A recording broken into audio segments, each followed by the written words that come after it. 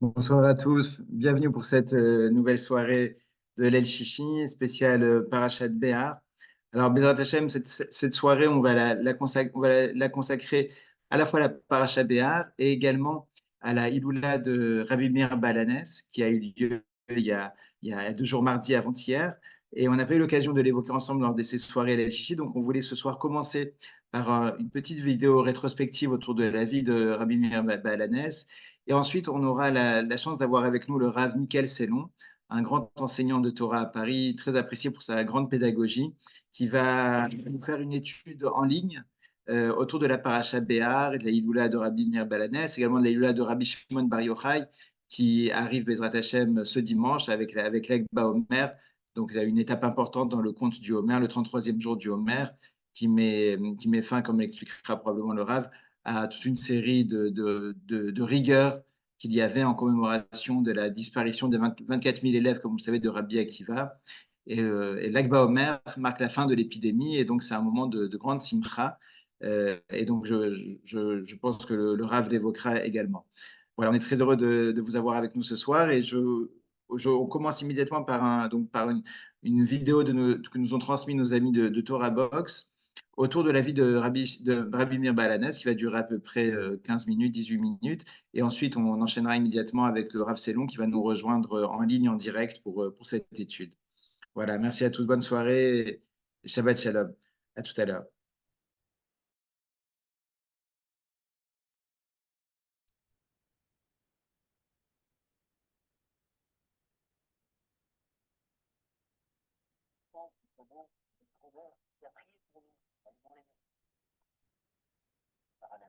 Ah, on ne comprenait pas très bien tout ce qu'elle disait, mais on entendait le nom de Rabbi Meir. Qui est ce fameux Rabbi Meir, par le mérite duquel toutes les prières ont été exaucées?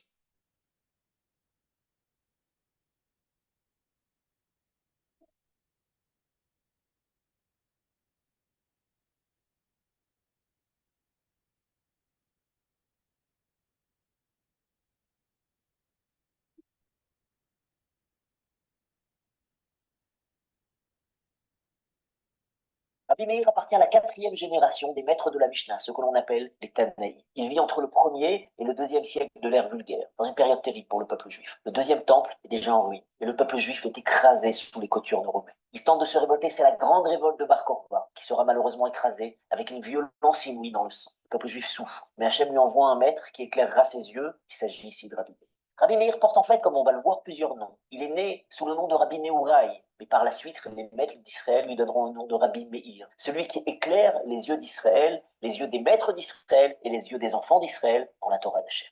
Il porte aussi le nom assez étrange de Acherim. Parfois, on trouve dans le Talmud Acherim Omrim. D'autres disent, qui sont ces Acherim? Il s'agit ici de Rabbi Meir.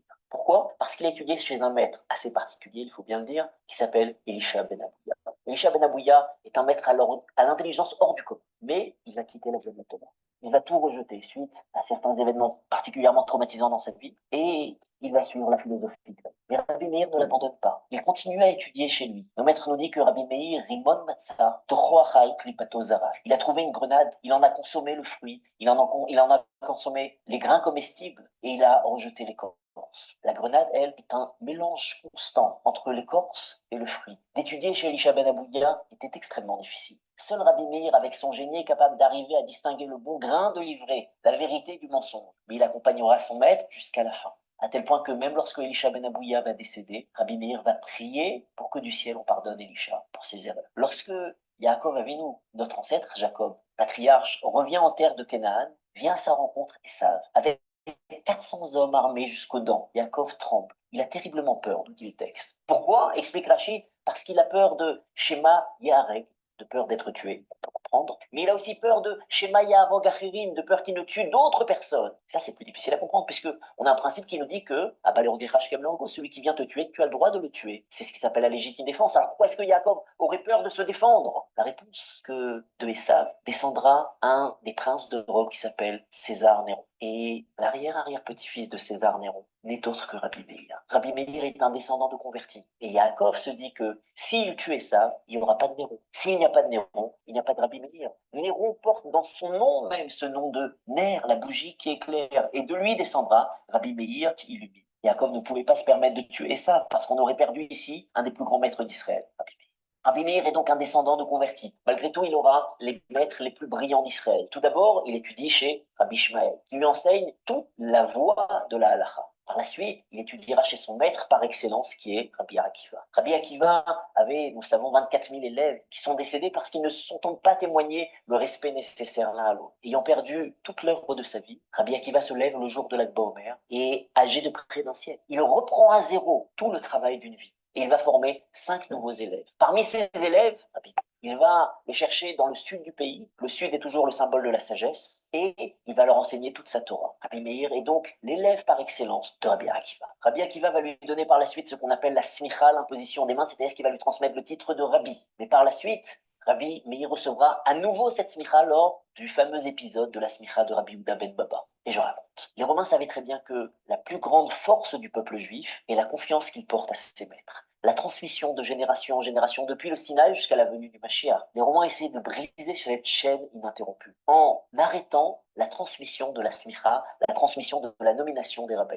Ils ont interdit à qui que ce soit de nommer de nouveaux rabbinim. Si quelqu'un nommait son élève, le maître serait exécuté, l'élève serait exécuté et la ville dans laquelle la nomination se serait faite serait rasée. Rabbi Yehuda ben Baba, un des sages plus anciens, les plus vénérables d'Israël, va décider de nommer 5 maîtres. Pour éviter les problèmes, il le fait en secret, entre deux villes, non pas dans la ville, mais dans une vallée qui sépare la ville de Houcha et la ville de Shefar'an. Et il va décider de donner l'imposition, de nommer Rabbi 5 maîtres. Parmi eux, Rabbi Meir. Mais le problème, c'est que le projet a été dévoilé et les soldats romains arrivent à fond de train au galop. Rabbi Yehuda ben Baba dit à ses élèves qu'il vient de nommer, fuyez mes enfants. Il dit, mais toi, Rabbi? Il dit, moi, je suis déjà perdu. Et en effet, les Romains vont se jeter sur lui. Ils n'arrivent pas à rattraper les élèves. Ils n'arrivent pas à arrêter ce projet qui a réussi de suivre la transmission. Et ils vont décharger toute leur colère et leur hargne sur Rabbi Yehuda ben Baba en le lardant de coups de lance. Et il finit tel un écumoire. La mort est atroce. Mais Rabbi Yehuda ben Baba a transmis la Torah à la génération suivante, pas à n'importe qui, à un élève, entre autres, comme Rabbi Meir. Rabbi Meir se marie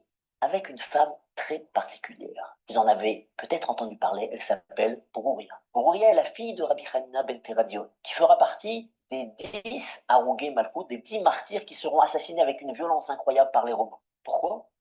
Parce que Rabbi Hanina ben Teradion enseignait la Torah au peuple juif. Quelle va être la réaction de Brouria? Exactement l'inverse. Ce sera une des femmes les plus sages et les plus éduquées de tout le Talmud.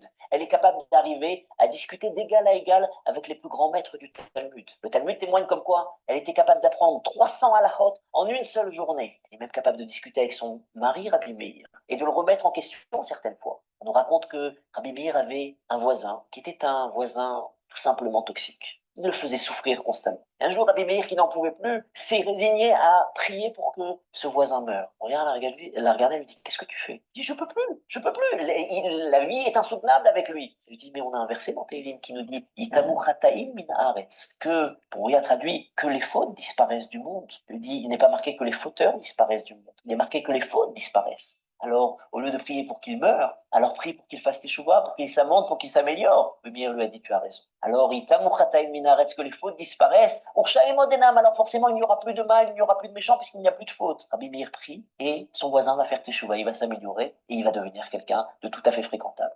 Ce qui caractérisera toujours Rabbi Meir, c'est la puissance de sa Torah et de son intelligence. Dans le Talmud, lorsque vous trouvez une Mishnah qui n'a pas d'auteur, c'est ce qui s'appelle Stam Mishnah. Une Mishnah où il n'est pas cité celui qui l'a dite, eh bien l'auteur est Rabbi Meir. En général, c'est une Mishnah qu'il a reçue de Rabbi Akiva. Ses élèves témoignaient comme quoi voir Rabbi Meir étudier, c'était comme voir quelqu'un qui prenait deux montagnes et qui les broyait l'une contre l'autre par la force de son analyse. Rabbi Meir était tellement intelligent qu'il dissèque tout, qu'il descendait jusqu'aux plus grandes profondeurs du texte. Un de ses plus prestigieux élèves, qui s'appelait Rabbi Yehuda Anassi, qui sera le rédacteur de la Mishnah, dira « Je suis plus aiguisé que mes collègues. » Pourquoi? Parce que j'ai eu le mérite de m'associer au cours de Rabbi Meir. Alors, je n'étais même pas face à lui, j'étais derrière lui. J'ai pu voir la nuque de Rabbi Meir. C'est ce qui fait qu'aujourd'hui, je réfléchis plus vite que les autres. Il dit, si j'avais pu être, ne serait-ce que face à lui et contempler la lumière de son visage, j'aurais été encore plus grand. Rabbi Meir est la quintessence même de l'intelligence, à tel point que la halakha en général n'est pas tranchée comme lui. Parce qu'il était tellement profond, tellement intelligent que les Chachamim n'arrivaient pas à percevoir jusqu'où allait son raisonnement. Et même à tel point qu'il était capable d'analyser les choses de telle manière qu'il pouvait vous prouver que quelque chose était interdit et vous en étiez convaincu. Et après, il pouvait vous apporter des dizaines d'arguments qui allaient vous convaincre exactement de l'inverse. Et donc, les Khamim nous disaient qu'on a du mal à comprendre Rabbi Meir. Il est tellement intelligent qu'il peut nous faire croire les choses et leur inverse. Rabbi Meir, lui, savait où se trouvait la vérité, mais les gens ne le comprenaient pas toujours. Si on veut essayer de comprendre le moteur de la vie de Rabbi Meir, on est obligé d'arriver à analyser son rapport à la Torah. Pour lui, la sagesse et la beauté de la Torah étaient au cœur de toute son existence. Il dira même que Kol halomet Torah lishma zochel et dvarim harbe. Tout celui qui étudie la Torah de façon désintéressée, uniquement pour la grandeur du nom d'Hachem, pour s'attacher à la volonté d'Hachem, zochel et dvarim harbe. Il mérite de recevoir toutes sortes de choses. Quelles sont ces choses? Elles ne sont même pas marquées dans la Mishnah. Un jour, on avait demandé au Chazon Ish, en voyant sa clairvoyance, en voyant sa capacité d'être presque prophétique, on lui a demandé, mais d'où a-t-il eu ce mérite? Il disait, c'est ce que disait Rabbi Meir. C'est une des choses qui sont les dvarim harbe. Celui qui étudie la Torah de façon désintéressée, comme le faisait le Chazon Ish, qui n'a jamais voulu recevoir un quelconque salaire pour son travail, pour son enseignement de la Torah, pour ses conseils, eh bien, il mérite toutes sortes de cadeaux. Parmi eux, presque esprit prophétique. Kol haolam kedai ulo. Le monde tout entier valait le coup d'être créé pour celui qui étudie de cette manière. Il est appelé aimé par Hachem, il est appelé aimé par les hommes, il est appelé une bénédiction pour l'humanité. C'est la manière dont Rabbi Meir voit le sage de la Torah. Il y voit ici la quintessence de la réussite d'un être humain. On ne peut pas parler de Rabbi Meir sans parler de son intelligence et de son rapport à la Torah. Mais il ne faut surtout pas oublier ses midotes, ses traits de caractère. Il y avait en lui quelque chose d'incroyablement raffiné. C'est son rapport à l'autre. Rabbi Meir, toute sa vie, a poursuivi la paix et a essayé de reconnecter, de rapprocher les Juifs les uns par rapport aux autres. Il y avait deux voisins qui se disputaient régulièrement tous les vendredis soirs. Le vendredi est peut-être une journée plus stressée que les autres, mais ces deux-là, tous les vendredis soirs, se disputaient, s'insultaient. Rabbi Meir est allé les voir. Il a appliqué les méthodes que seul lui connaissait. Et ils ont réussi à se réconcilier. On a entendu le Satan, l'ange de la mort et l'ange du mal, dire « Oi, malheur à moi, parce que Rabbi Meir m'a chassé de la maison de ces deux-là. À partir de maintenant, je n'ai plus de place chez eux, parce que la paix est revenue. » Midrash Rabban en Vaïkra nous raconte que Rabbi Meir était, comme nous l'avons expliqué, un orateur hors du commun. Il avait des paraboles qui touchaient chacun, il avait des histoires qui touchaient chacun, il avait la sagesse pour arriver à rendre la Torah accessible à tout un chacun, même aux gens les plus simples. Et sa dracha centrale avait lieu le vendredi soir. Il y avait une dame de la ville qui aimait beaucoup écouter les cours de Rabbi Meir. Et elle s'associait à son cours hebdomadaire. Un jour, Rabbi Meir, semblerait-il, a parlé un peu plus longuement que de coutume, et lorsque cette dame est rentrée, la lampe s'était éteinte. Lui, il s'était terminé, et son mari l'attendait dans le noir. Essayez de vous imaginer l'ambiance. Elle rentre, la maison est dans le noir, et le mari est en train de bouillonner de colère. Il se met en fureur, et il lui hurle « Sache que je ne veux plus jamais te revoir, jusqu'à ce que tu ailles cracher au visage de celui qui t'a retenu. Si c'est Rabbi Meir, eh bien, va lui cracher au visage. » Elle ne savait plus quoi faire. Qu'est-ce qu'elle peut faire? Elle ne va pas quand même cracher au visage du grand d'Israël, du génie Rabbi Meir. Alors elle retourne chez ses parents. Elle ne peut pas retourner à la maison, mais elle ne peut pas aller insulter Rabbi Meir. Et la situation s'éternise. Au bout de 3 semaines, ses amis lui disent « Mais tu es une veuve avec un mari vivant, on ne peut pas continuer comme ça. » Rabbi Meir, Berouach HaKodesh, Rabbi Meir, dans son esprit saint, entend que cette femme arrive justement pour lui demander quoi faire. À l'instant où elle rentre dans la pièce, il commence à pousser un cri de souffrance et de douleur. On lui dit « Rabbi, qu'est-ce qui se passe ?» Il lui dit « J'ai terriblement mal à l'œil. Est-ce que vous connaissez quelqu'un qui sait soigner les maladies ophtalmiques ?» On se regarde, y a-t-il un médecin dans la salle? Il n'y avait personne. Alors Rabbi Meir regarde, il dit « Toi, oui, toi là-bas, viens me voir. » Et il désigne cette pauvre femme. Il lui dit oui, Rabbi, comment est-ce que je peux vous aider? Il lui dit, est-ce que tu sais, toi, c'est ce qui s'appelait à l'époque l'ilchosh à la haine, il y avait toute une formule qu'il fallait dire en crachant sur l'œil. Dans la salive, il y a certains antiseptiques. Elle me dit, mais je ne sais pas faire, je n'ai aucune connaissance, moi, de ces pratiques. Mais il me dit, c'est pas grave, laisse tomber les formules, juste crache sur mon œil.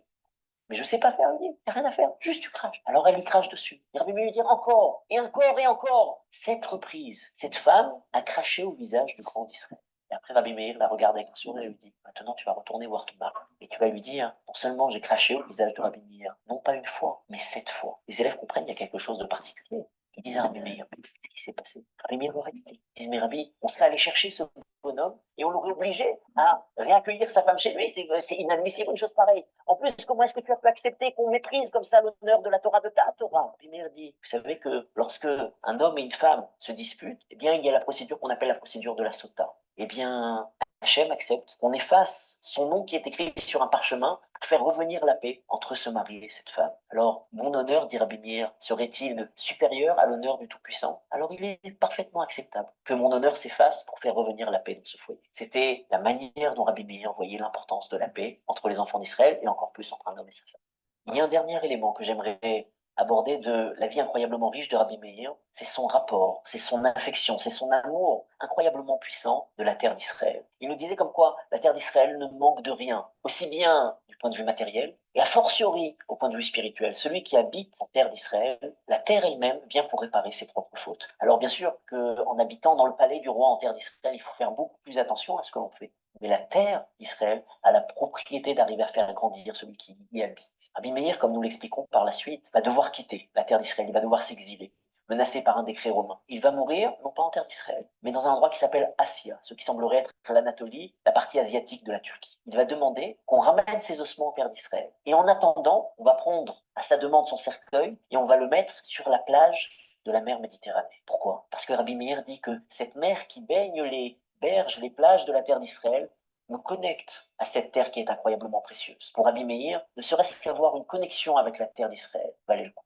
Mais pour conclure, j'aimerais revenir à cette fameuse maman juive, grand-mère juive, de laquelle on ne comprend pas toujours les bénédictions. On comprend certains mots. On entend Elad Rabbi Meir Haneni. Dieu de Rabbi Meir, réponds-moi. Et par le mérite de Rabbi Meir, Hachem exauce toutes nos prières. Qu'est-ce que c'est que cette fameuse prière? Et pourquoi c'est spécialement Rabbi Meir qu'on invoque? Ceci trouve sa source dans une Gemara, dans un texte du Talmud qui se trouve dans le traité de Avodah Zarah. Comme je vous l'avais expliqué, la sœur de Berouria, donc la belle-sœur de Rabbi Meir, a été enlevée pour se battre justement contre ceux qui étudiaient la Torah, contre Rabbi Hanina ben Teradion qui continuait à enseigner la Torah. Elle a été exilée dans les bas-fonds d'Europe pour rien dire à Rabbi Meir.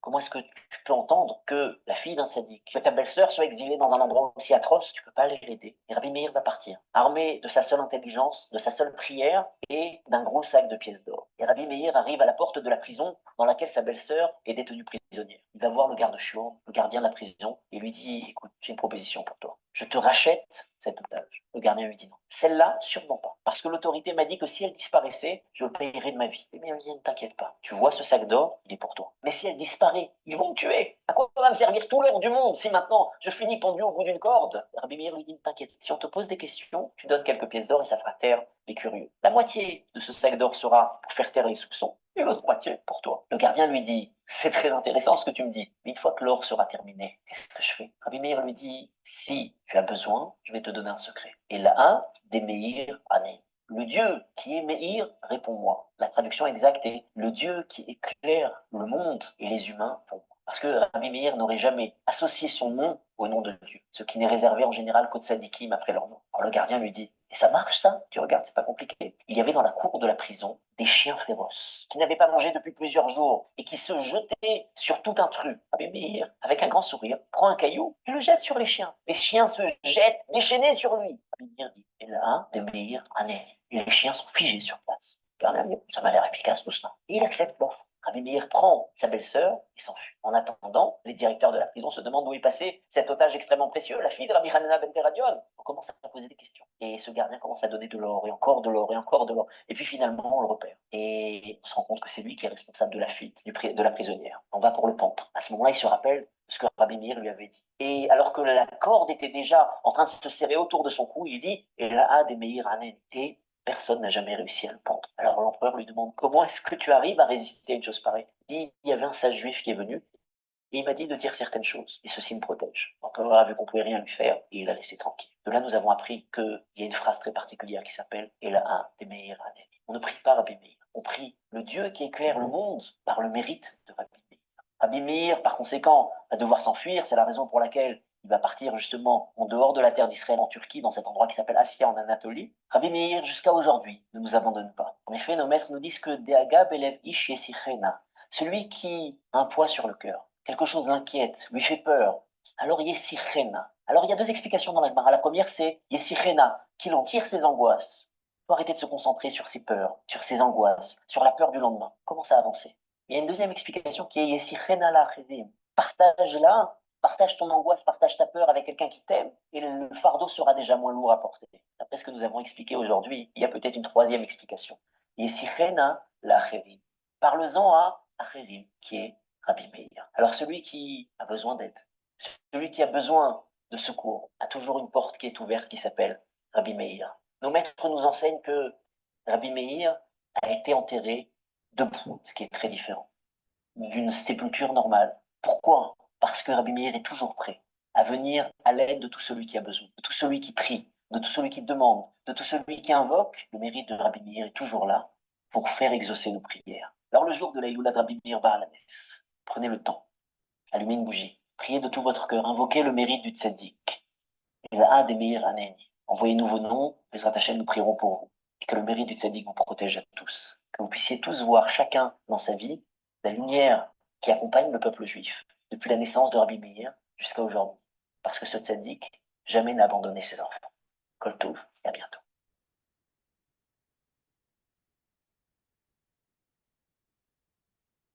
Pendant la guerre, il a compris que ça ne se passait pas bien. Il a été pris au service militaire, il a été fait prisonnier de guerre. Et ben, Voilà, bonsoir à tous. On se retrouve après cette première vidéo. Comme je voulais l'annoncer tout à l'heure, on a la chance d'avoir avec nous le Rav Michael Sellon. Voilà, je vois que vous étiez arrivé, Rav Sellon. Je vais vous nommer co-animateur, comme ça vous pouvez activer votre micro et la caméra. En principe, c'est bon. Voilà. Bonsoir. Bonsoir, messieurs, dames. Bonsoir, Jérôme. Bonsoir, Rav Sellon. Alors, on est très, très heureux de vous accueillir ce soir pour cette soirée de l'El Chichi. Vous savez, toutes les semaines, Baruch Hashem, depuis un certain temps. À l'origine, c'était pendant le confinement. Et j'imagine que vous aussi, ça devait être pendant le confinement que sont nés ces Zooms, parce que les cours du jeudi soir, ils sont très, très anciens. Comme je disais dans le message, ça fait plusieurs dizaines d'années que vous enseignez à Paris dans différents cercles d'études, avec une pédagogie, une douceur et une profondeur. Je laisse chacun Voilà. en juger ce Voilà. soir et le découvrir ce soir. Mais vous verrez, on a beaucoup de chance et c'est beaucoup d'honneur de vous accueillir ce soir. C'est long. Merci beaucoup. Je sais que vous avez également votre groupe qui vous suit tous les jeudis soirs, que l'on salue et qui nous ont rejoints ce soir sur ce lien Zoom. Et merci beaucoup de vous être associés à notre Lel Chichi. Voilà, je vous laisse. Ouais. Bon, c'est moi qui te remercie et qui te renvoie le compliment pour ce qui est de la douceur et en tout cas du professionnalisme et des midotes. Donc, merci Et beaucoup j'en de profite nous accueillir. également pour acquitter, entre guillemets, une dette, puisque moi, j'ai beaucoup étudié, j'ai eu la chance de beaucoup étudier avec Rav Selon pendant 10 ans ou plus, et j'ai énormément appris, autant que j'espère j'ai pu, et vraiment, je vous en suis toujours très, très reconnaissant. L'honneur, c'était pour moi. On apprend plus de ses élèves que de ses maîtres. Donc, c'est moi qui ai gagné. Alors, bonsoir, messieurs, dames. Bonsoir. Alors, on a la paracha Béar. Paracha Béar, on va poser quelques questions. C'est comme ça qu'on fonctionne ici dans ce cours du jeudi soir. On pose des questions et après on fait le lien. Et d'ailleurs, on passera à travers le magnifique show que vous avez écouté à l'instant sur Rabbi Meir, en approfondissant un ou deux points. Pour l'instant, on pose des questions juste paracha de la semaine. La paracha s'appelle Béar. Elle commence de la façon suivante. Vaïdaber Hashem el Moshe. Hashem, il a parlé à Moshe. Béar Sinaï, il est mort. Sur la montagne, le mont du Sinaï, il est mort en 10 ans. Alors, c'est très étonnant. Pourquoi? Parce que on a d'habitude, on dit, Vaïdaber Hashem el Moshe, les morts. C'est quoi ce Béar Sinaï? Parce qu'en fait, Béar Sinaï, ça veut dire sur le mont Sinaï. Tout a été donné sur le mont Sinaï. Donc, pourquoi particulièrement ce Béar Sinaï? Alors, on va regarder quand on a une question d'un terme, d'un mot, d'un événement. Alors, on regarde les événements qui ont lieu avant et les événements qui ont lieu après. Alors, juste avant, dans la paracha précédente, on a l'histoire du Mekalel, celui qui maudit. Alors, celui qui maudit, il est condamné à mort, il a maudit. Quel rapport avec le fait que Béar Sinaï, la paracha suivante, nous dit au mont Sinaï, tout a été donné au mont Sinaï. Deuxième chose, ce qui est après, tout de suite après le passouk, le verset Vaïdaber Hashem Moshe Béar Sinaï, il est mort, sur le mont du Sinaï en disant, il est marqué Daber Ben Israël, Marta Aleem, qui t'avoue el Eretz, Ani noten lachem. Donc parle au Ben Israël et tu leur diras, quand vous viendrez sur la terre, Asher noten lachem, que je vous donne, Shavta Eretz Shabbat Lachem. Et Shavta, elle va se reposer, la terre, un repos pour Hachem. Un repos pour Hachem, c'est un repos pour la terre ou c'est un repos pour Hachem? Bon, on va essayer de comprendre ça. En tout cas, le sujet avant Béa, c'est Mekalel, celui qui blasphème. Et le sujet après Béav, c'est la Shemitah, c'est-à-dire cette fameuse jachère, mais de toutes les 7 ans, entre guillemets, d'accord? Tous les 7 ans, on laisse la terre se reposer. Très bien. On a une interdiction de la cultiver. Très bien. Donc, première question, quel est le rapport entre le fait de dire Béar Sinaï, au mont Sinaï, avec les sujets Mekalel, le blasphémateur avant, et celui qui a, et la Shemitah. Très bien. Deuxième question. Dans le Midrash, c'est marqué plus que le riche donne au pauvre, le pauvre donne au riche. C'est ça le Midrash ici, sur ce passouk, sur ce verset. Plus que le riche donne au pauvre, c'est le pauvre qui donne au riche. Ça veut dire quoi? Comment ça se fait, le pauvre qui donne au riche? Qu'est-ce qui se passe ici? Comment le pauvre peut donner au riche? Alors, on va essayer de comprendre en posant une autre question. Il y a marqué, chacun connaît ce verset, cette louange, Odo Lachem Kitov, Kilol Chesdo. Louez Hachem Kitov, louez Hachem car il est bon. D'accord? Excusez-moi. Louez Hachem Kitov, oui, car il est bon. Kil Olam Chesdo, parce que le monde, c'est son chesed. Chesed, c'est la bonté. Et la lettre Vav qui dit Chesdo, ça veut dire sa bonté. Donc le monde, c'est sa bonté. C'est la bonté d'Hachem. Donc il a été créé par la bonté d'Hachem. D'un autre côté, il y a marqué comme ça que David Amelech, il a dit Olam bechesed yibane. Olam, par le chesed, yibane. Yibane, il y a un yud devant, donc sera construit. Donc c'est un futur. Donc en même temps, tu me dis Odou Hashem Kitov Kilam Chazdo. Loué Hashem Kitov parce qu'il est bon, qu'il est Olam Chazdo parce que son monde c'est Chazdo, c'est son chesed, le chesed d'Hashem, son chesed. Et en même temps, tu dis non. David Amelech, il dit Olam, tu sais, le monde, mais chesed yibane. Yibane. Le monde, chesed yibane, par le chesed, il va être construit, il va se construire. Alors c'est très intéressant comment ça fonctionne. Comment ça fonctionne. Est-ce que le monde, il est déjà chasdo, c'est pour ça qu'il existe, ou le monde sera construit par le chesed? De quoi on parle? Très bien. Je reprends les questions. Deux questions essentielles. La paracha Béar, au mont Sinaï, elle commence par dire le principe de la Shemitah, et ensuite, et elle précède le principe du blasphémateur. Quel rapport? Il y a dans la Torah une justice absolue. C'est-à-dire que on dit tous les jours dans le schéma Israël, Vaya im shamoa, et ça sera im shamoa si vous suivez shamoa, si vous m'écoutez. Alors la terre donnera ses récoltes, la pluie tombera, etc. Mais si jamais vous vous égarez, alors ve'atzar et hashamaim, Hachem il va atzar, il va fermer les cieux. Les cieux c'est la bracha, les cieux c'est la pluie, c'est la bénédiction. Il y a ce qu'on appelle Shulchan Aruch, une table dressée. De la même façon que là, il y a une table dressée, d'accord? Chacun peut manger, il voit exactement ce qu'il a à manger, celui qui aime ça, celui qui aime dans un mariage, il y a les petits fours, il y a le saumon, il y a tout ça. Donc chacun, tu vois comme ça, d'un coup d'œil, tac. Eh bien, la Torah, c'est comme ça. La Torah, il faut la prendre et elle nous donne les principes généraux comme les principes particuliers sur une table dressée. Il faut juste ouvrir les livres. Et c'est ça le Béar Sinaï. Béar Sinaï, ça veut dire que au mont Sinaï, les Béné Israël, ils ont tout vu. On va s'approcher des 10 commandements. Vous savez qu'on est dans une période entre Pessah et Shavuot. Et donc, on compte les jours. Et on compte les jours, on devrait les compter à rebours. Non. Parce que quand tu montes des escaliers, c'est la première marche, ensuite la deuxième, la troisième. Tu montes. De Pessah, toute la libération des Juifs d'Égypte, ce n'est valable que pour arriver au 50e jour, qui est le don de la Torah. Quand il y a eu le don de la Torah, eh bien, il y a eu, le don de la Torah, il y a eu un cataclysme, entre guillemets.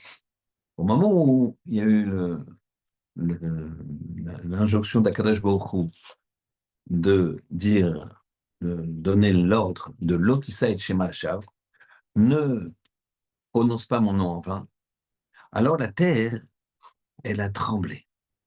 Elle a tremblé au point que tout s'est déséquilibré. Midrash nous dit, c'est rapporté aussi dans un Tosfot, qu'il y a eu une explosion sous la nappe phréatique et toutes les eaux, elles se sont rassemblées du sol et elles ont commencé à vouloir submerger le monde. Et là-bas, Kadosh Baruch Hu, il a mis une énorme pierre pour baucher. David Améler, quand il a voulu construire les fondations du temple, parce qu'Akadosh Baruch Hu lui a dit, tu ne construiras pas le temple, c'est ton fils qui le construira. Il a dit, mais je ne peux pas faire quelque chose, laisse-moi. Je veux tellement faire résider la Shrina. C'est ça le but de la vie d'un homme, c'est de faire résider la Shrina dans ce monde. Montrer la Kedusha, montrer la grandeur de la Torah, montrer la grandeur des mitzvot, des commandements. Alors, laisse-moi faire quelque chose. Je leur ai dit non, parce que si tu le fais, c'est indestructible, entre guillemets.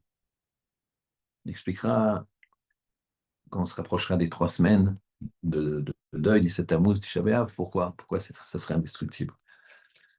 Alors il dit, mais alors non, mais ça va faire les fondations. Le haut, c'est détruit, mais le bas. Il dit, d'accord, tu peux faire les fondations. D'ailleurs, les fondations, elles sont toujours là.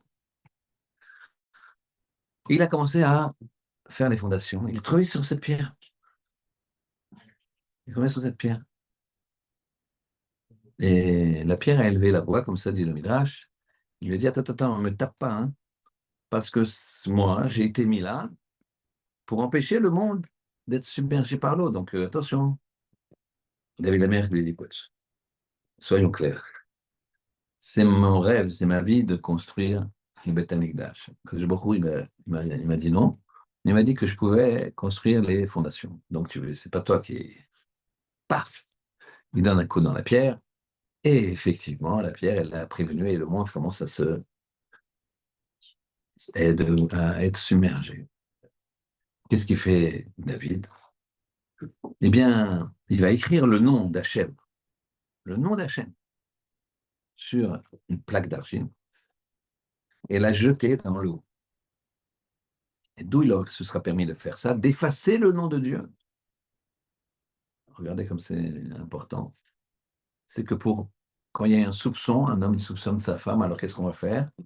On va faire boire à la femme les eaux de Sota, dans lequel on va mettre donc sur un morceau d'argile, on écrit le nom de Dieu, on le met dans l'eau, on touille, ça donne un liquide, et elle boit pour qu'il y ait le shalom avec son mari. Donc, pour qu'il y ait le shalom avec son mari, quand il accepte qu'on efface son nom. Hachem, il aurait pu trouver une autre procédure. On peut dire, si cette toile devient rouge, il y a plein de choses. Rien n'est impossible pour Akadosh Baruch Hu.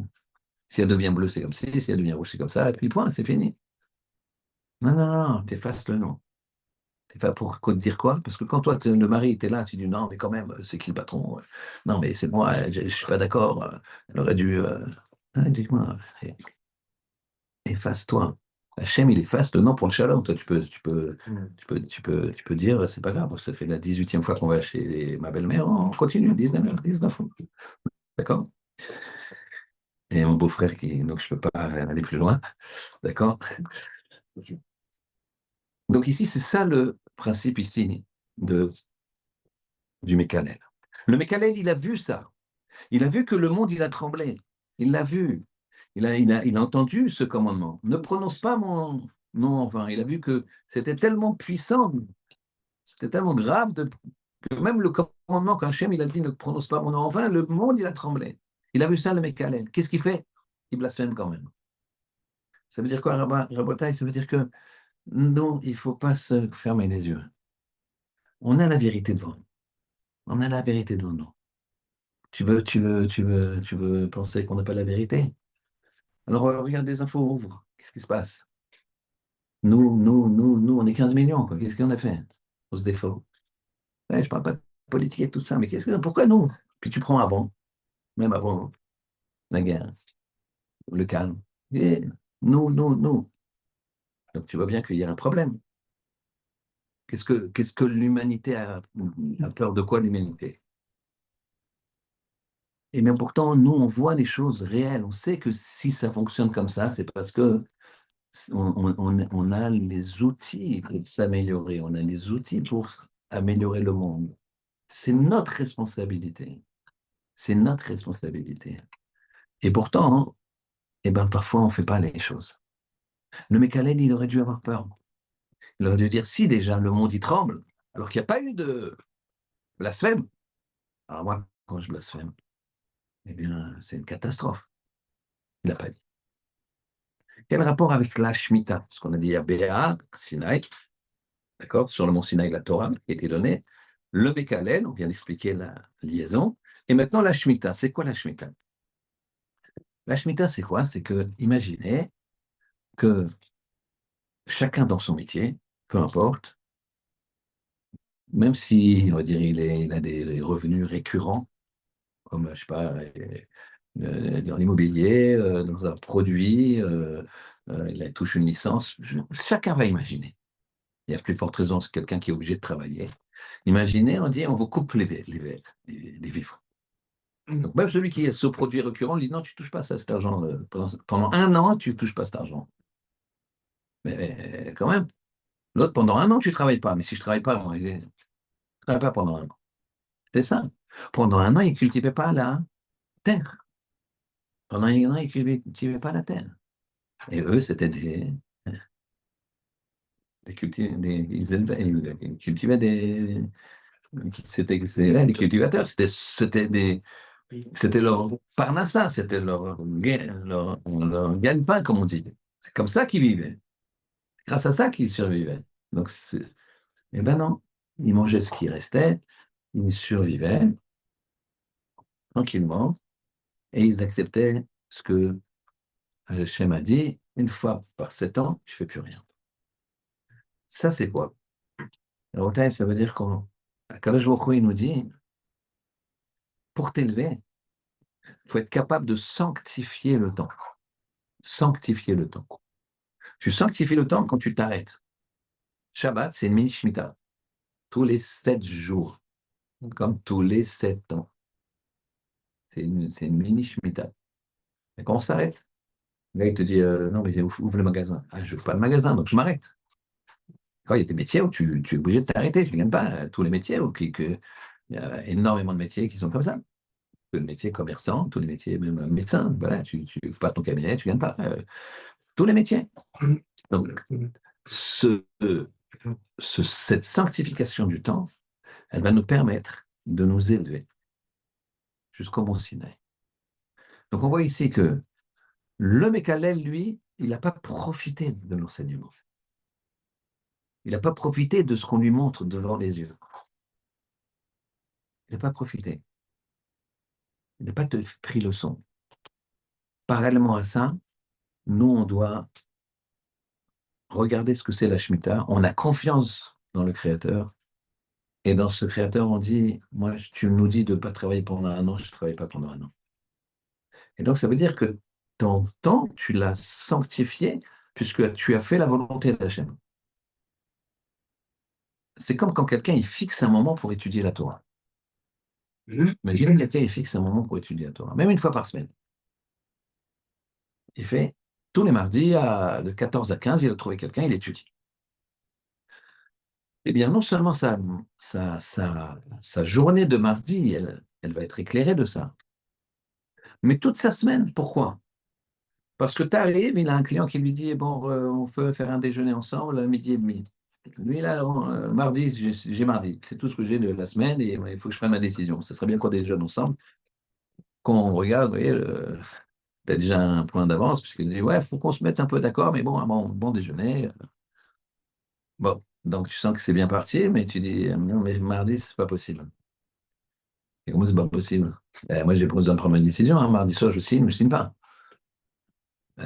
Désolé, désolé. Il dit, bon, ben, monsieur. Et il va à son rendez-vous de 14 heures.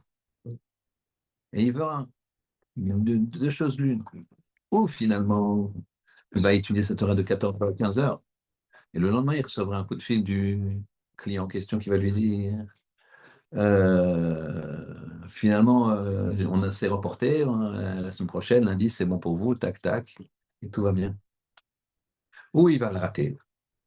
Mais le surlendemain, il va avoir un autre client qui va lui proposer le double pour le même prix, pour la même matière, pour le même projet.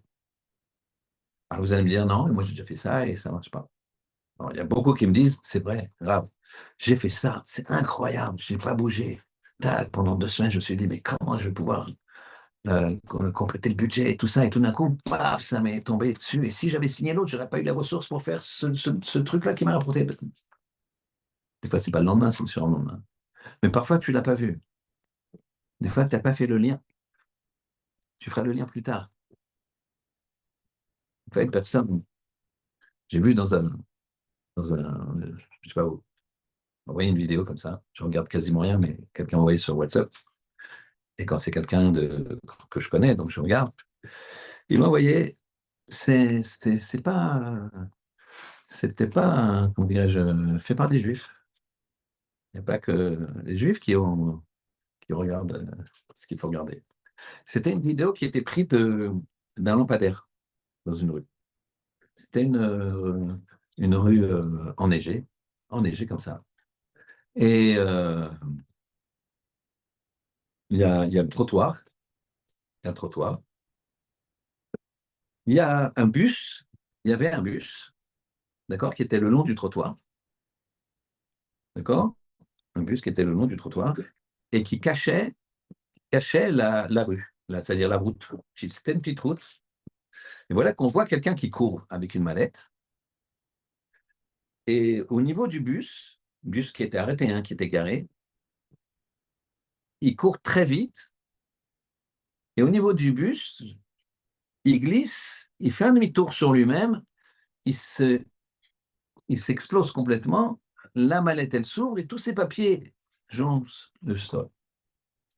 Et lui, il tape sur le sol, il n'est pas content. Tu le vois comme ça, furieux. Sauf que, au moment où il glisse et il se tourne, donc il allait traverser, il y avait une voiture qui était cachée par le bus qui allait à toute vitesse. C'est-à-dire, on voit la voiture, c'est-à-dire que le gars, il aurait été pulvérisé. Il ne s'en est même pas rendu compte. Il ne s'en est pas rendu compte. Donc parfois, il y a beaucoup de tovot, beaucoup de choses extraordinaires qu'Hachem nous fait parce que nous, on a collé. Des fois, c'est gratuit. Hachem kilolam chazdo, c'est son chesed. Mais parfois, c'est mida keneged mida. Puisque nous, on a fait quelque chose pour la Ribono Shel Olam, alors lui, il fait pour nous. C'est la sanctification du temps. Donc ça, c'est la relation. C'est qu'il y a la personne qui, bien que tu lui montres le Mekalel, le blasphémateur, tu lui montres celui qui blasphémerait, où le monde est en train de trembler. Rien qu'à l'idée d'un blasphème. Lui, qu'est-ce qu'il fait? Quelques temps plus tard, rapidement, quelques jours, quelques semaines, à peine, il blasphème. Qu'est-ce que tu fais? On t'a montré comme ça. D'un autre côté, il y a le côté positif. Au Mont Sinaï, on t'a dit, tu t'arrêtes de travailler, mais je vais arrêter de travailler, comment je mange? Mais c'est ça qui va te faire manger. C'est comme ça qu'on comprend quoi? Que le Midrash, il dit, sur ce passeau, plus que le riche, il donne au pauvre, le pauvre, il donne au riche. Plus que le riche, il donne au pauvre, le pauvre, il donne au riche. En fait, quand tu donnes au pauvre, tu dois dire merci. Merci. Vous pouvez accepter ce bien? Bon, je ne dirai pas non. Mais quoi que je connais des gens, ils viennent, on a une caisse de prêt, et ils viennent, des fois, on les voit, ils viennent, c'est au Beth Midrash, à la Shul. Il s'assoit, il prie, il ne demande rien. Tu vas aller voir, vous avez besoin pour Shabbat? Non, non, pas ce Shabbat. Non, pas besoin. Et une fois sur deux, une fois sur trois, une fois sur quatre, il demande. Oui, est-ce que vous pouvez m'aider pour Shabbat? Donc, c'est-à-dire qu'ils ont. C'est extraordinaire. C'est-à-dire qu'il y a des gens qui. Ils ont besoin, ils ont besoin, ils n'ont pas besoin, ils n'ont pas besoin. Donc, tu vois que c'est lui le plus méritant. Lui, il sait dire, tu vois, il peut demander à chaque fois, on donnera à chaque fois. Non, il a. Quand tu donnes, tu te donnes, elle disait ma mère. Quand tu donnes, tu te donnes à toi, en fait. On va essayer de regarder pourquoi. Parce que de la même façon que le temps, il faut le sanctifier, eh bien l'argent, il faut le sanctifier. Et le temps, c'est l'argent. C'est qu'en hébreu, l'argent, ça se dit dam. D'accord? Et en hébreu, le sang, ça se dit dam, excusez-moi, le sang. Et l'argent, ça se dit damim, au pluriel. D'accord? C'est la même racine. Donc, le but ici, Béar, la montagne, c'est de sanctifier son temps, de sanctifier son argent. Quand tu sanctifies ce temps, tu sanctifies ton argent, tu passes dans un autre stade. Actuellement, on vit des périodes difficiles. Il y a plein de reportages, et puis les gens, malheureusement, il ne faut pas fermer les yeux sur les malheurs des autres, mais prendre en détail les malheurs des autres en détail et rentrer dans une souffrance qui n'est pas la tienne, c'est un peu du voyeurisme. Et c'est se faire mal, alors que tu ne peux même pas consoler les gens. Que tu apprennes ce qui se passe, tu as ton copain qui fait la tête, tu as ton copain qui n'est pas bien, tu dis qu'est-ce qui se passe? Et là, il va te raconter ses malheurs et tu es obligé de garder ton bien et tu dis, ouais, écoute, viens, on va essayer de voir, tu l'aides. Normal, normal, tu es obligé d'écouter. Il y a une écoute, d'accord? Là, on est là pour ça, chaque juif, il doit être à l'écoute de l'autre. Mais écouter les malheurs de l'autre qui sont à 4000 km d'ici, alors ça déprime, et ça, tu te dis, qu'est-ce qui se passe ici? En plus, les médias, les réseaux sociaux, c'est très anxiogène. Quand tu réfléchis, ils ont dit, ça est fini. Fini, c'est la fin des temps et tout. Je dis, bon, ben, de toute façon, avant la fin des temps, il y a la fin de soi-même, ouais. On va vivre tous 120 ans, en bonne santé mentale et physique, sans manquer de rien. Mais 120 ans, c'est 120 ans. Chaque seconde nous rapproche, qu'on est de 7 à 77. D'accord? Donc, il n'y a pas d'angoisse à avoir. Oui, mais il y a plein d'endroits où les Juifs, ils ont. Ici, tu es en France, tu n'es pas persécuté, profite, ne sois pas angoissé. Sanctifie ton temps. Ça t'empêche de sanctifier ton temps. Ça t'empêche d'avoir une distance. Avoir une distance avec les choses. Il faut que tu aies un projet de te rapprocher de la chaîne et qui soit indépendant de l'événement qui t'arrive. Indépendant de l'événement qui t'arrive. Je prends un exemple puisqu'on parlait de Tzedaka. Imagine, tu as décidé que tu avais 10 euros de tzedaka par jour et il y a un pauvre de la choule. Quand tu sors de la choule, ce pauvre-là, tu lui as dit, bon voilà, cette semaine, je lui donne 10 euros à lui. Tu arrives, le premier jour, tu lui donnes 10 euros. Maintenant, lui, il regarde comment tu es habillé, il regarde ta montre, il regarde ceci, et puis les 10 euros, il regarde, tu fais genre, tu as une Patek Philippe, tu habites le 16e, et puis tu donnes 10 euros. Donc, il est comme ça. Tu dois être indépendant de ça. Tu as décidé de lui donner 10 euros par jour pour telle et telle raison, parce qu'il en a besoin. Lui, il te dit, non seulement il ne te dit pas merci, mais il a de te dire, non, c'est limite. D'accord? Et ben, le lendemain, tu rentres, tu donnes 10 euros. Sinon, ça veut dire que tu as besoin d'un merci alors. Ah, merci beaucoup, c'est gentil, bon, merci. Donc, ben non. Ah ouais, non, mais il ne s'est pas bien comporté. Ce n'est pas ton problème. C'est bien de donner 10 euros, bah continue. Il y a une indépendance, Rabotai. Si tu veux t'élever, il faut être indépendant de l'événement extérieur. Il faut continuer à s'élever. Pour ça, hein, on avait posé une question, c'est, il y a marqué Odou Lachem Kitov Kilo Alam Chasdo. Le monde, c'est le chesed d'Hachem, c'est son chesed. Le chesed d'Hachem, c'est le monde. Il n'y a pas de monde sans le chesed d'Hachem. Mais en même temps, David Amelech, il dit Olam bechesed yibane. Le monde, il sera construit, il sera. Le yud, au début d'un verbe, c'est futur. Il sera. Donc, il sera construit. Ça. Alors, il est déjà construit avec le chesed d'Hachem ou il sera construit? Eh bien, ici, on parle de deux mondes un petit peu différents. Et pour ça, pour bien comprendre, on va plonger un petit peu dans le monde des Tanaïm.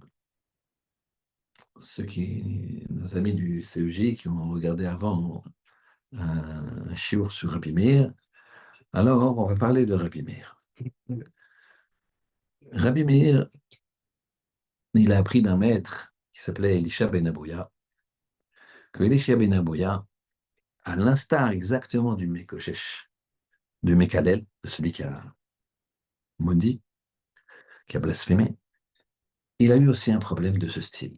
C'est-à-dire qu'il a vu la vérité en face, et il n'a pas voulu quand même revenir. C'était quoi l'histoire?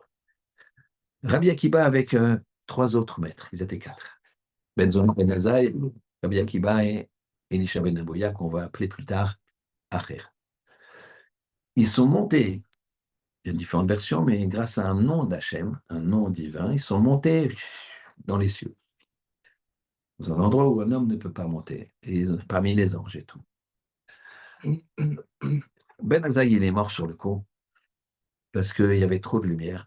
Rabbi Akiba leur avait dit, c'était leur maître, ne regardez pas, vous sentez qu'il y a trop de lumière, baissez les yeux, on ne peut pas. Ben Azai, il a voulu regarder, il est mort. Ben Zoma, il a voulu regarder, il n'est pas mort, mais quand il est redescendu sur Terre, il n'était pas fou, mais il avait une comment dirais-je, un problème de contact avec les gens. Il ne savait plus trop communiquer. Il n'était pas très clair.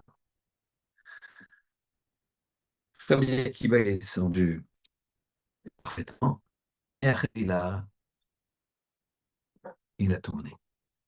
Il est devenu hérétique. Comment ça s'est passé? Il a vu, regardez, écoutez bien. Il a vu un ange. Je vais le couper parce que c'est marqué qu'on ne dit pas son nom. C'est un ange très puissant. Vous savez que quand on appelle quelqu'un, on le fait exister. Il veut appeler un enseignant ou un père. Il veut appeler son fils et il lui dit, viens, viens voir. Abraham, viens, viens, Abraham. Vous sentez la différence de chaleur. D'accord? Parce que quand tu appelles quelqu'un, tu le fais exister. C'est la même chose dans les forces spirituelles, les forces, dire qui nous échappent un peu. Quand tu appelles le nom d'un ange, ben entre guillemets, tu le fais exister, c'est-à-dire c'est qui m'appelle. Donc il y a un ange qui s'appelle Matat, plus loin, Tron. Matat, plus loin, Tron. Cet ange-là, il est hyper puissant parmi les anges, parmi ce qu'on appelle les Chayot HaKodesh. Bon, là, ce n'est pas un cours sur les anges, mais c'est un ange extrêmement géant. Kadosh Baruch Hu, écoutez bien, il lui a donné la possibilité à cet ange de s'asseoir une fois par 1 heure par jour pour faire quoi? Pour écrire sur un tableau, sur un livre, les mérites de chaque juif, chaque bon Israël. Et voilà, Philippe, 21 heures, il est au Chiour, tac, tac, tac, il écrit. Mais il s'assoit. C'est la seule possibilité d'un ange de s'asseoir. C'était lui. Tous les anges, ils n'ont pas. Aucune possibilité de s'asseoir.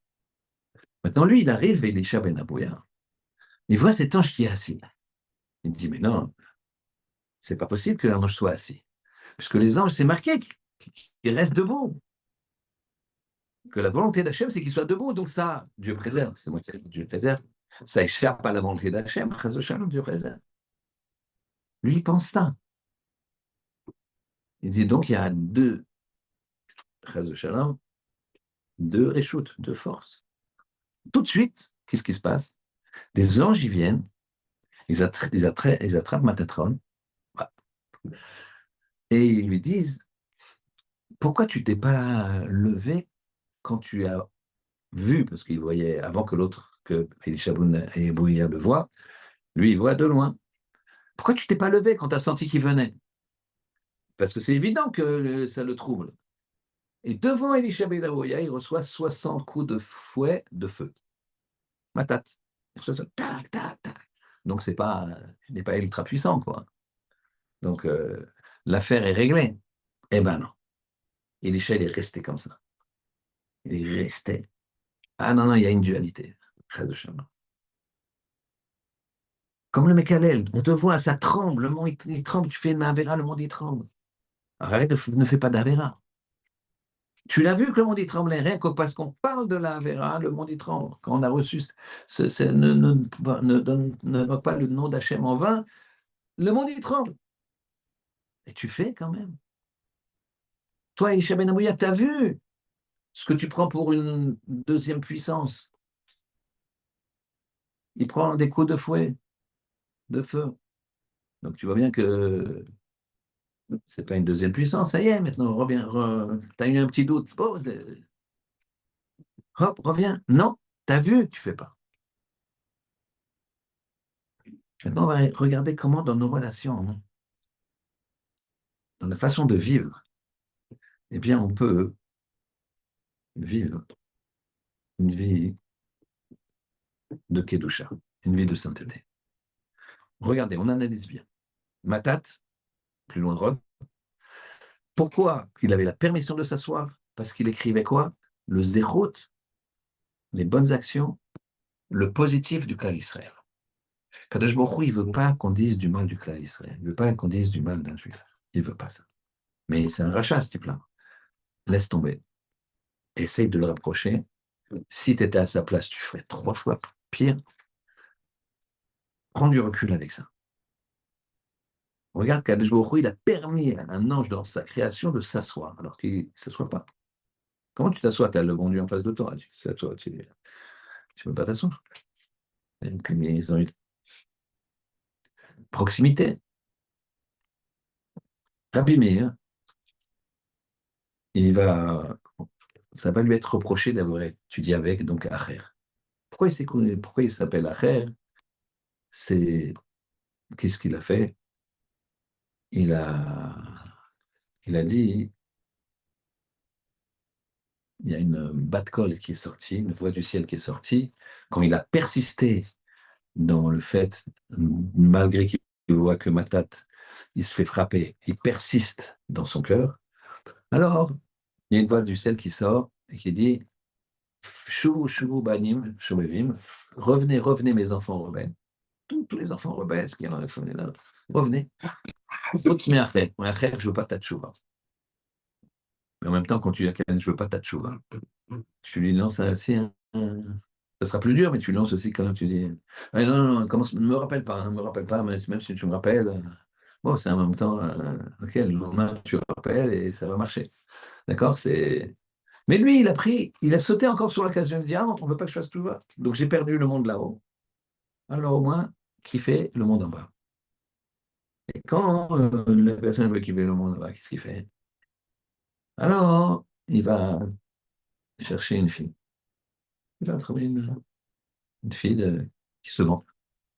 Et elle va dire, mais t'es pas Elisha Ben Abouya, le grand maître dont le nom circule dans le monde entier. Elle ne veut pas, elle a des limites. Et lui, qu'est-ce qu'il fait? C'était un Shabbat.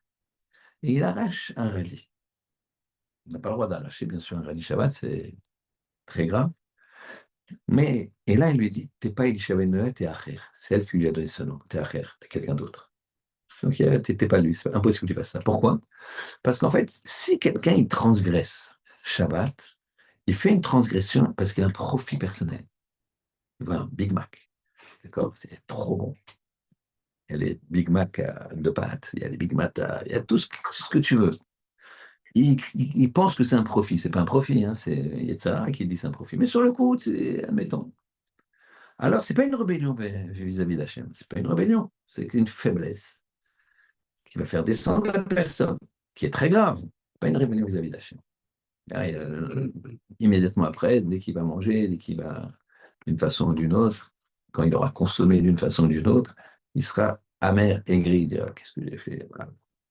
Il ne va pas se regarder dans une glace. Donc tu vois bien qu'il regrette déjà. Alors, c'est un degré de faute très grave. Mais par contre, si quelqu'un il transgresse sans aucun profit juste pour énerver le bon Dieu, ça va. Et lui, c'est ce qu'il a fait. Il dit, là, il n'y a pas de problème. Voilà, tu vois, je suis Mechal el Shabbat, comme ça, en public, j'arrache un radis, j'en ai rien à faire, je l'arrache et je le jette, tiens, tu vois. Malgré ça, Rabbi Meir, il va continuer à étudier avec lui. Acher, il va mourir, et Rabbi Meir, il va mourir plus tard. Et il y a un grand maître, c'est dans la Gemara Chagiga, qui s'appelle Rama Bar Shila, qui va rencontrer, oui, Rama Bar Shila, il va rencontrer Eliyahu Hanavi. Eliyahu Hanavi, cet homme qui est pas mort, qui est monté vivant en Galilée, et qui est, entre guillemets, est éternel, et qu'à la fin des temps, il viendra, c'est lui qui amènera Mashiach, et après la fin des temps, c'est un autre shiur, où il y a un avis, il va donc tout dévoiler, installer un Sanhedrin, etc. Mais bon, c'est autre chose. Donc, Rabba Bar Shila, il croise Eliyahu Hanavi et il lui dit, qu'est-ce qu'il fait à ce moment, Kadosh Baruch Hu? Qu'est-ce qu'il est en train de faire, Hachem? Et c'est ce qu'il est en train de faire, Hachem. Il est en train de dire tous les enseignements des maîtres, un par un, tac, tac, ils discutent, c'est Beth Midrash, mais pas de Rabbi Meir. Pas de Rabbi Meir. Alors Rabba Bar Shila dit, pourquoi? Qu'est-ce qu'il a fait? Alors il y a un avis, il dit, parce qu'il a appris de Acher. Alors il dit, mais je ne comprends pas.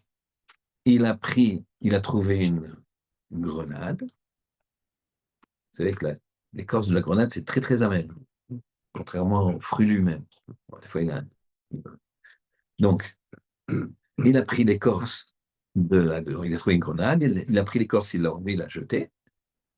Donc, les actions extérieures de Acher, il les a jetées, mais l'intérieur, son niveau de Torah, ça, sa Torah, l'intérieur, il a mangé.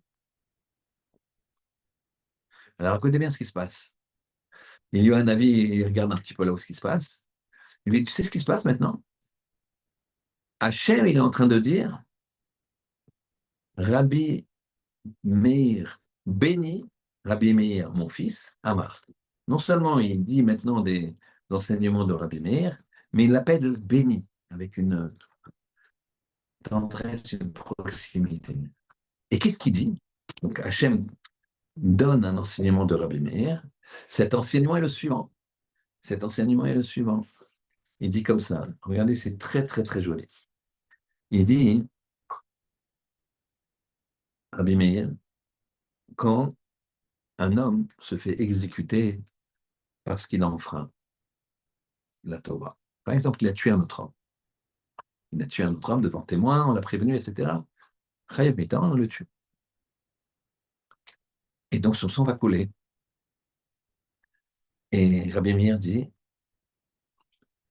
Akadosh Baruch Hu, quand le sang d'un rachat, un assassin, coule, qu'est-ce qu'il dit à Hachem? Écoutez-moi, c'est extraordinaire. Kalani Beroshi, Kalani Bezori. Kalani Beroshi, j'ai la tête lourde, j'ai le bras lourd. D'accord. Hachem dit ça sur lui-même. Comme ça, il a dit Rabbi Meir. Il dit à plus forte raison, quand Baruch il est dans cet état-là, il a mal au crâne, la tête est lourde, le bras est lourd, quand le sang d'un tzaddik qui coule. Maintenant, nous voyons, c'est quoi cette tête, c'est quoi ce bras? Alors, qu'est-ce qui est commun à la tête et au bras? Les tefilines. Le bras droit, c'est ça. La Gemara dans Brachot, elle dit qu'Akadosh Baruch Hu, il met les tefilines. Alors bon, il faut comprendre ça de façon, comment dirais-je, avec des machalim, des images, mais il y a un pshat, il y a un enseignement tel quel, qu'Hachem il met tefilines. Hachem il n'a pas de tête, Hachem il n'a pas de main, mais pour qu'on puisse se coller un petit peu à une compréhension, le 0,0000001% de la Shrina, hein, de l'émanation d'Akadosh Baruch Hu, alors on nous fait ce qu'on appelle un anthropomorphisme. Le doigt d'Hachem, Hachem il l'a entendu, Hachem il l'a vu. Et c'est quoi donc? Hachem il a des filines, et chaque juif, il y a sa lettre, elle est dans les parchemins. Dans les parchemins d'Hachem, c'est les lettres de chaque juif. Mais quand celui qui meurt, il n'a pas fait ce qu'il devait faire parce qu'il a été assassin, alors cette lettre, elle s'efface. et Hachem, il a tête l'autre. Cette personne, elle n'a pas fait ce qu'elle devait faire. Rabbi Meir, il dit, ça lui fait de la peine. Et pour les Réchaïm, pour quelqu'un qui mérite la peine de mort, qui a été exécuté par le Beddin, il y avait très, très, très peu d'exécutions. Très, très, très peu d'exécutions. La peine de mort a été très rarement appliquée. Très rarement. D'accord? Donc Rabbi Meir, il prend la défense de, de ces gens-là. Il dit, regardez ce qu'il dit. Regardez ce qui s'est passé maintenant, on va analyser. Rabbi Barshila, il demande à Eliyahu et à Nevi, qu'est-ce qu'il fait Hachem? Il cite tous les Chachamim sauf Rabbi Meir. Pourquoi? Il le défend maintenant. Rabbi Barshila, il vient défendre Rabbi Meir, d'accord? Il vient lui dire, ben, je ne comprends pas. Ben, parce qu'il a appris de Acher. Mais alors? Il n'a pas appris de ses actions. Il a jeté des actions, il a jeté des corses, et il a pris la Torah qu'il connaissait. C'était un énorme génie. Donc il a ses actions, c'est pas, mais il a pris ce qu'il fallait. Donc il a défendu, Rabba Barshila a défendu Rabbi Meir. Il a donné une dynamique de défense de son prochain. Maintenant, viens Shikaj Baruch, qu'est-ce qu'il dit? Il dit un enseignement, il y en a des centaines, voire des milliers peut-être d'enseignements de Rabbi Meir. Oui, sans doute des milliers. C'est dans tout le chasse, tout le Talmud, il y a marqué Rabbi Meir. Il a dit Rabbi Meir, il dit c'est caché, pas caché. Il dit ça, Rabbi Meir, il dit tout le temps, tu as Rabbi Meir, tout le temps, tout le temps. Et pire que ça, une Stam Mishnah, quand tu vois une Mishnah, d'accord, qui n'a pas d'auteur, Stam Mishnah qui est Rabbi Meir. Donc, pourquoi c'est ce Kalani Beroshi, Kalani Bezori? Parce que dans cet enseignement, Rabbi Meir, il regarde même le rachat. Il dit, regarde, c'est dommage, il n'a pas fait son tachlit, il n'a pas fait le but dans lequel il aurait dû. Il n'a pas, et sa lettre, elle est effacée, là, j'ai de la peine. Ah, tu as de la peine comme ça pour mes créatures. Alors, c'est cet enseignement-là que je vais dire. Et je vais dire, Meir béni, Meir mon fils. Ici, on voit maintenant que c'est quoi le chesed? On a dit, Odul Hashem Kilolam Chasdo, il y a son chesed Hashem. Le chesed, il nous a créés. Le chesed, il a créé le monde. Le chesed, il a fait tout ce qu'il a fait. Chasdo, c'est son chesed, sache.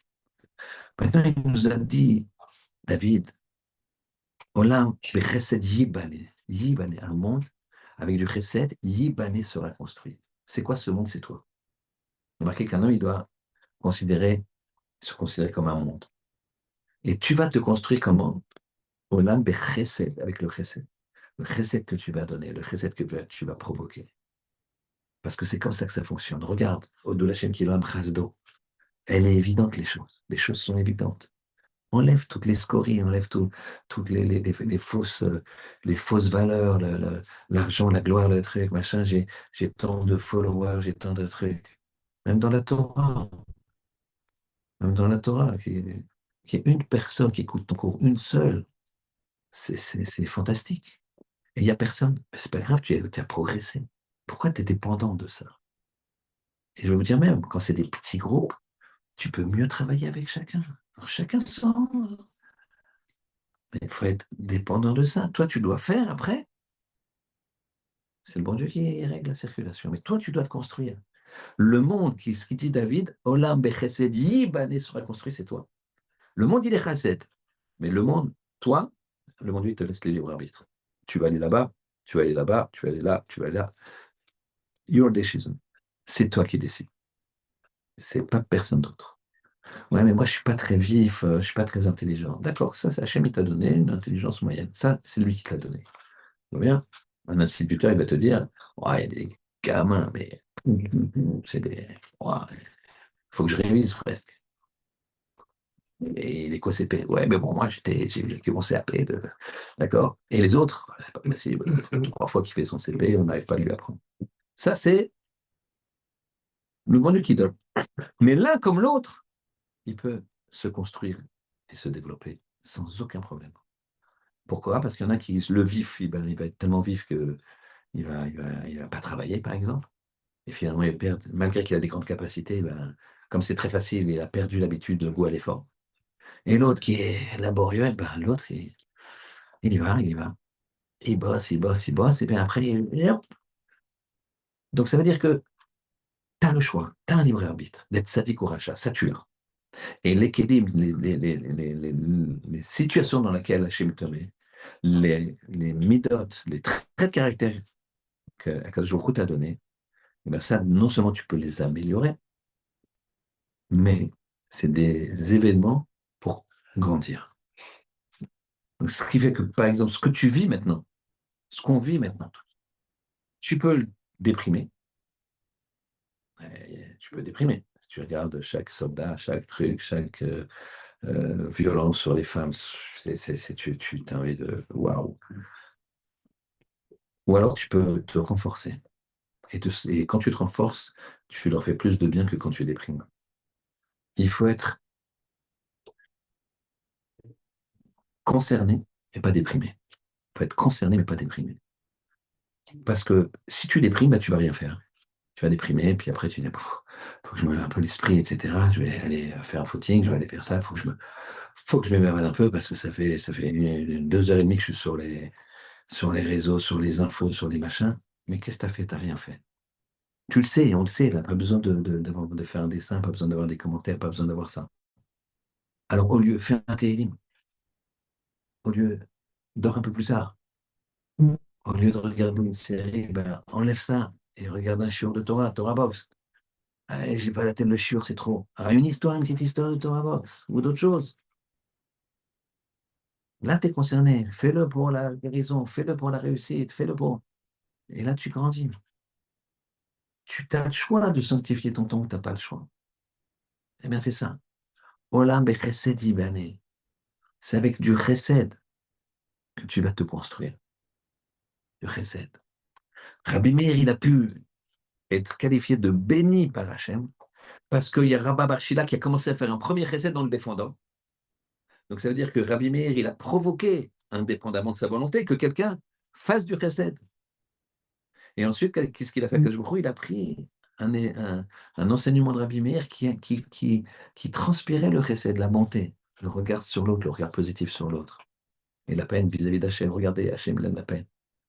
Hachem, c'est comme un père. Quand on se comporte pas, quand on se comporte pas bien, c'est comme le père qui se comporte pas bien. Parfois, j'ai des parents qui viennent et qui me disent qu'est-ce que je peux faire avec mon fils, il fait tout plein de trucs, et c'est une catastrophe, il se réveille pas le matin, et trucs, et je sais même pas comment il gagne son argent, etc.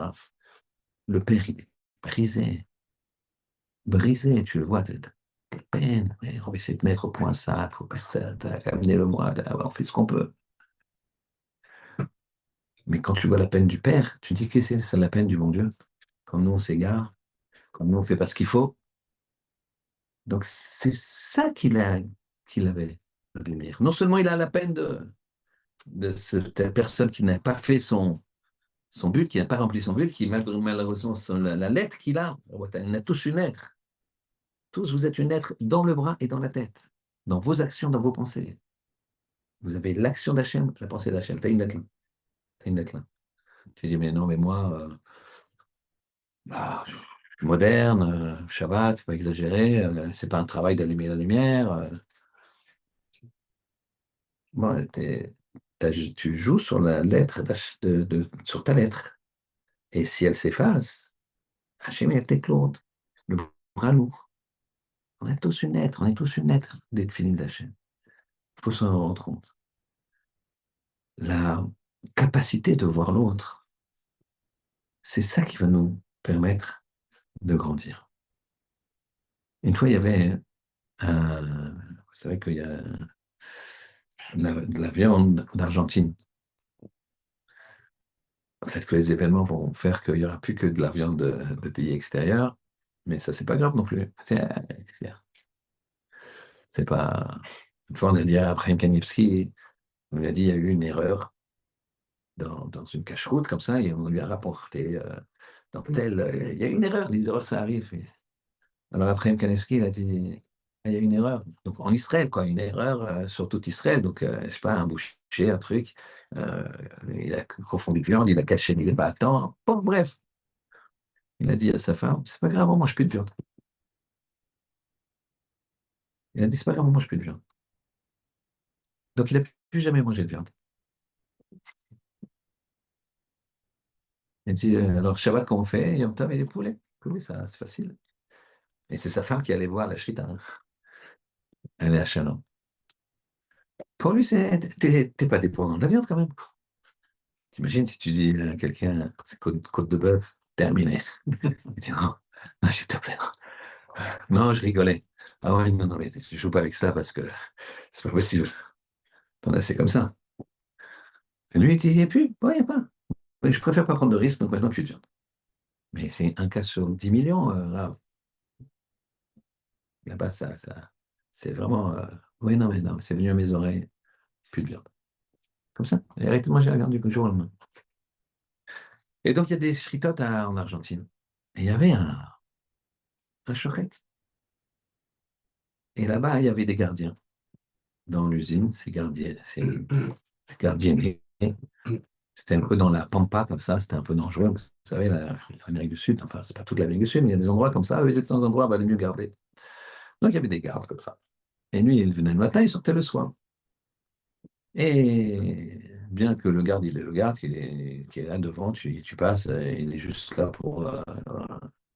Il voit un barbu avec un chapeau, et il sait bien que c'est pas. Donc, c'est pas non plus de la haute surveillance. Et lui, derrière Retz, tous les jours, bonjour. Quand il sortait, bonne journée. Quand il revenait, bonjour. Le soir, bonne journée, bonne soirée. Et un jour, il était tard, l'usine était presque. Il voulait vérifier quelque chose dans une chambre froide. Il voulait vérifier, bête. Donc, il ouvre la chambre froide, c'est des grandes chambres froides, c'est des usines. Et il fait pas attention, il met pas le loquet, et la porte de la chambre de froide se ferme. Et lui, il est à l'intérieur. Et il n'y a aucune raison de mettre une poignée d'une chambre froide vers l'extérieur, parce qu'en général, ce qui est à l'intérieur, ça ne bouge pas. Et donc, c'est une catastrophe. Il sait, il connaît le principe des chambres froides, il dit, c'est fini. C'est fini, je suis foutu. Il crie, il est 18 heures, il y a personne qui est dans un truc. En plus, la chambre froide, c'est bien isolé. Il tape, le froid commence à l'engourdir, il commence à se fatiguer, il fait schéma, il fait tachanoun, et il sait qu'il va mourir. Et là, tout d'un coup, dans son semi-coma, il était vraiment à deux doigts. La porte elle s'ouvre avec des gens comme ça qui arrivent. Ouais, il est bien là, tac, tac, tac, tac. Ils le prennent, ils l'amènent à l'hôpital et il va vivre. Et après, il a demandé, qu'est-ce qui s'est passé? Qui c'est qui descend? Qui c'est qui descend à 6 heures? C'était que des agents de sécurité. Il dit parce que l'agent de sécurité, vers 7 heures, c'était le moment de partir. Donc il y a la relève, il y a un gars qui vient pour faire la nuit. Et lui, il dit, mais je ne l'ai pas vu, lui, c'est pas possible il est encore là. Donc c'est le gars qui s'occupe de l'intérieur. Il dit, non, j'ai vérifié à l'intérieur, il n'y a personne. Ben, c'est pas possible. Il y a le grand, là, le blond, là, avec ça, celui-là, il me dit toujours bonjour, il me dit toujours bonsoir. Et donc il s'est dit, c'est pas possible, il est quelque part. Il a dû avoir quelque chose. Et donc ils ont cherché, ils l'ont sauvé. Quelqu'un, il dit bonjour. Des fois, les gens ne disent même pas bonjour. Ils disent même pas bonjour. Dans une choule, dans un truc, c'est pas. Là, on parle pas d'un garde. D'accord? Tu pourrais dire, ouais, c'est son boulot, je fais un petit signe de tête. Bonjour, petit sourire, tac. Et il existe, le bonhomme. Son chesed l'a sauvé. Vous comprenez? Olam bechesed ibané. Lui, il a créé son monde, sa vie, il a, il a pu vivre. C'est son chesed de dire bonjour. C'est un chesed de dire bonjour. Yibané, il l'a construit. Son monde, c'est-à-dire sa vie, elle est construite avec ça. Donc ici, c'est ce qu'on voit. Tu as la capacité de sanctifier ton temps. La paracha Béhar, elle te dit tout de suite Shemitah. Tout de suite, elle te dit c'est à côté de celui qui blasphème. Pourquoi celui qui blasphème, il a vu ce qui se passe. Et les Chabouya, Ben Abouya, il a vu Matat se faire taper. Il a vu. Alors vas-y, t'as vu. Tu vois bien qu'est-ce qui se passe. L'Inquisition, la Shoah, les Cosaques, tout ça. Pourquoi? Qu'est-ce qu'il y a? Il y a un peuple qui est 15 millions. Demande aux gens combien on est. Ils vont dire 200, 300 minimum, hein, 500 minimum. 15 millions. peut-être 14 même. C'est quoi cette histoire? Tu vois, il n'y a pas, tu peux pas dire. Ouvre les textes, tout est marqué. Tout est marqué. Ouvre le texte, ouvre. Moi, j'ouvre juste les textes. Tu vois, un père, il n'était pas content, son fils, il fait de chouva. Il m'a dit, ouais, c'est quoi ça? Alors, il était à deux doigts de me traiter de gourou. Et d'abord, je lui ai dit, sachez que ça marche pas avec tout le monde, hein, et que moi, de toute façon, je fais rien. J'ouvre un texte et je lis. Et ouais, ouais. Il n'était pas trop vindicatif, mais je lui ai dit, vous voulez vous asseoir, venez. Vous venez. Allez, je vais vous donner quelque chose de très simple. La Terre est ronde. Tout le monde le sait. Encore, il y a des platistes encore. Mais c'est Galilée, 1500 et quelques. Il a dit la Terre est ronde, il a failli se faire brûler. Il s'est échappé, il était en disgrâce, machin, il a deux doigts de se faire brûler. Maintenant, il y a 2000 ans, dans la Mishnah Avodah Zarah du Talmud de Jérusalem, il y a un enseignement qui est le suivant. On n'a pas le droit de faire une statue. Et on discute, quelle statue, comment. Et les maîtres, ils disent qu'ils sont tous d'accord qu'une statue qui porte un sceptre, un bâton, on n'a pas le droit de la faire. Pourquoi? Parce que ça voudrait dire que le bâton, c'est le sceptre, c'est le royal, et donc cette statue serait Dieu, celui qui contrôle. Ou bien, cadeau, une balle. Cette statue, si elle tient une balle, on n'a pas le droit de la faire. Ils disent là-bas, il y a 2000 ans. Celui qui veut, je lui montre. Alors, oui, il y a des Sphariens. Talmud Yerushalmi, c'est la Mishnah 3 du Pérec 7, du 7e Pérec. Talmud de Jérusalem. Là-bas, il dit, pourquoi? Parce que la terre étant ronde, s'il tient quelque chose de rond dans la main, on va dire, ben, c'est lui qui tient la terre, quoi. La terre étant ronde. Donc, je lui ai montré ça, le monsieur, c'est un peu, bon, vous avez d'autres choses comme ça? Je dis, bien sûr. On va rester là, tac.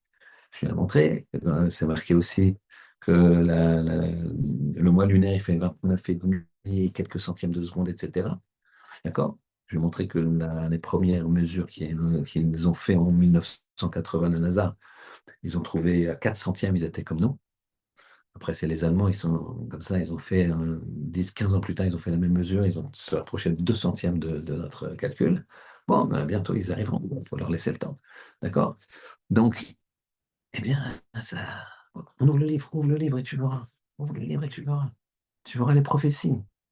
Une prophétie qui se dit, il y a une prophétie qui dit, la, le kever de Rachel, Yaakov a construit le kever de Rachel, qui se trouve à Bethléem, là où il se trouve là, jusqu'à maintenant. Jusqu'à maintenant, c'est-à-dire quand tu lis, tu dis jusqu'à maintenant.